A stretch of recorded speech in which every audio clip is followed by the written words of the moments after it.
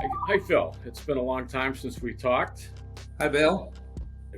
Back I think it was 2018 that we first had our conversation, and I remember being fascinated by the technology that you were you know developing, and I'm so happy that we were able to help.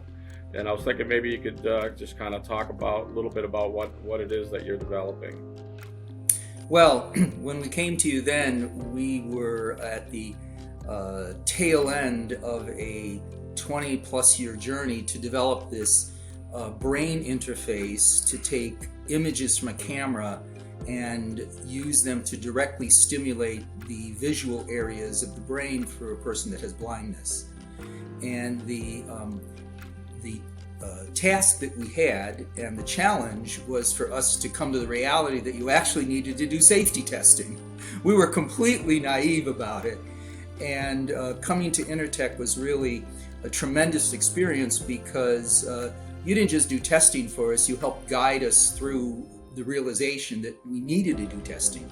And so this system, we don't know where it can go, but with electrodes implanted directly into the brain with miniature modules the size of a button on a AA battery and an external transmitter, the idea is that you take images from a camera and directly insert them into the brain of a person who has blindness for the purpose of creating an artificial vision. And a lot of times we work on a lot of products here at Intertek.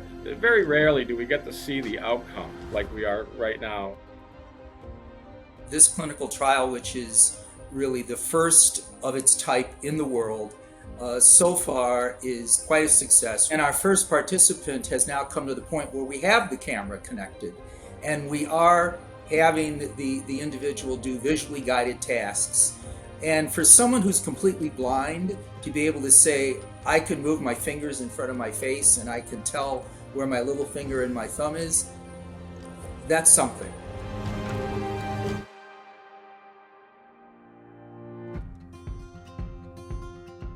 My name is Brian. I'm from Elkhart, Indiana, and I'm 55 years old. Well, what I can see now is pretty much nothing. When people ask me that question, I usually tell them to close their eyes, and then I go, yeah, that's what I see. A typical weekday for me, I don't think it's much different than anybody else's. And I do customer service work for a small musical instrument company in Elkhart. And Tracy and I, we have our evenings together, and quite a few nights a week she works at a little pizza place she's worked at for 37 years. And so it's just me and the dogs in the evening. I make my own dinner, things like that. I think the optimism in my life, it comes from my faith. Faith has been a big part of my life since my early 20s. Being blind is still kind of a pain. But if blindness is the biggest obstacle I have in my life, I'm still doing pretty well.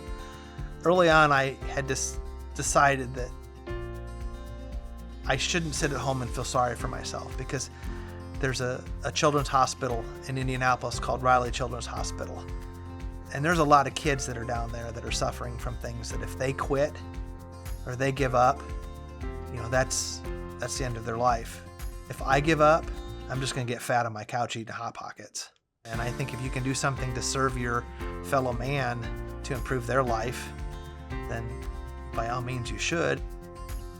I like to describe how I went blind as a series of unfortunate events, starting back when I was 17 years old and I lost my left eye to a detached retina that was unable to be repaired. Then jumping ahead to May 21st, 2016, I suffered a detached retina in my right eye. But over time, from the trauma of all the surgeries, it caused my optic nerve to crap out, at which point I became totally blind, other than just a few sparks when the lights get turned on. I think the biggest thing was in May of 2016, when I lost the sight, I was at a point in my life that, I thought things were going great for us. Our kids were graduating college.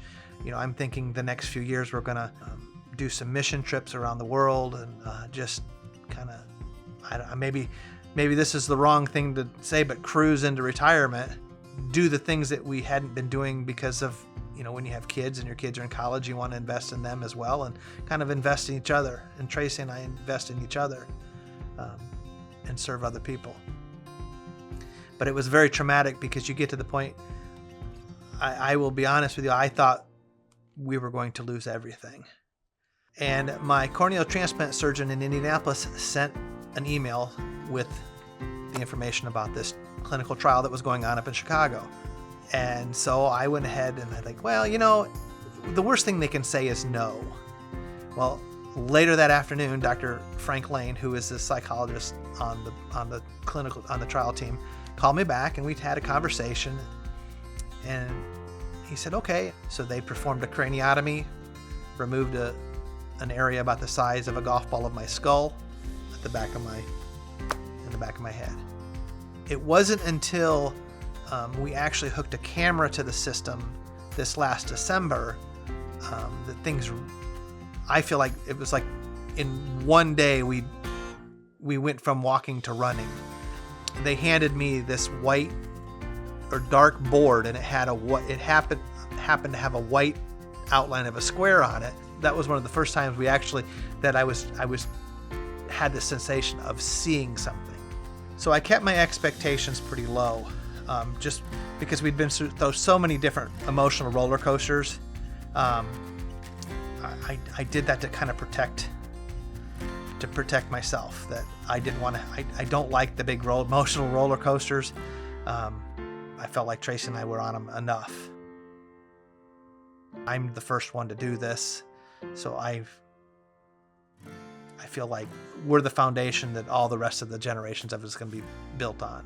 I do take a lot of, I don't want to necessarily say pride, but the way I see this whole program is you go through life and sometimes you have to realize that you may not enjoy the shade of the trees that you plant.